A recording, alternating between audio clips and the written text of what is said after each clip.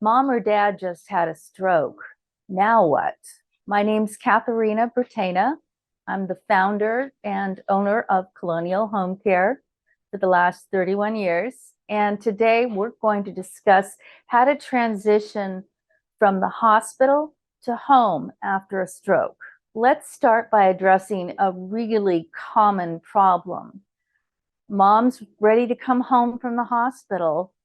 There's been no preparation.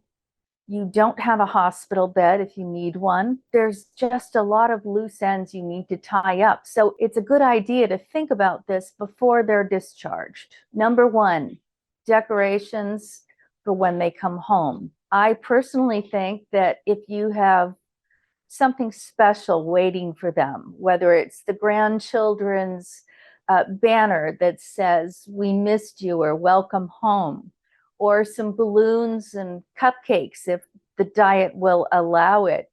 It just makes such a difference. I remember after being in the hospital for 4 days, I got home and my two sons and my daughter had made all these amazing decorations. There were flowers on the table, and it just made me feel so alive again. It was really, really special, and it just sparked my spirit. I think you should consider something like that. It's not as practical as durable medical equipment, but it certainly is a boost to one's psyche. Number two is equipment, and that can range from hospital bed, a shower bench, Hoyer lift, gate belt, basically things that are going to make mom or dad's life more comfortable.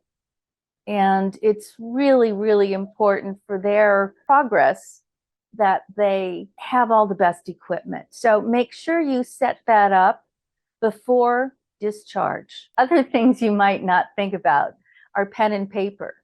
Perhaps speech is still a problem, or it's too difficult for them to speak loudly enough. Oftentimes they can write down basic needs and it's less frustrating for them. One of the more obvious pieces of equipment would be a bedside commode or a bedpan or urinal. Again, it's going to depend on what the doctor wants, but have those things in place before mom or dad get home. Number three is bills.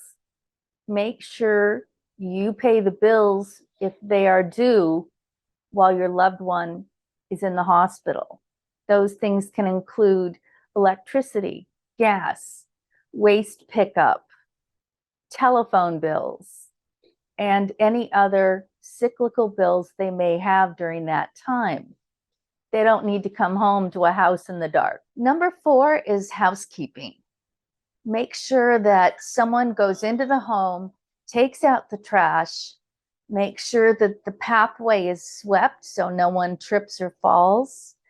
You also want to make sure the refrigerator has been cleaned out, especially if the hospital stint or skilled nursing facility visit has been, a number of days.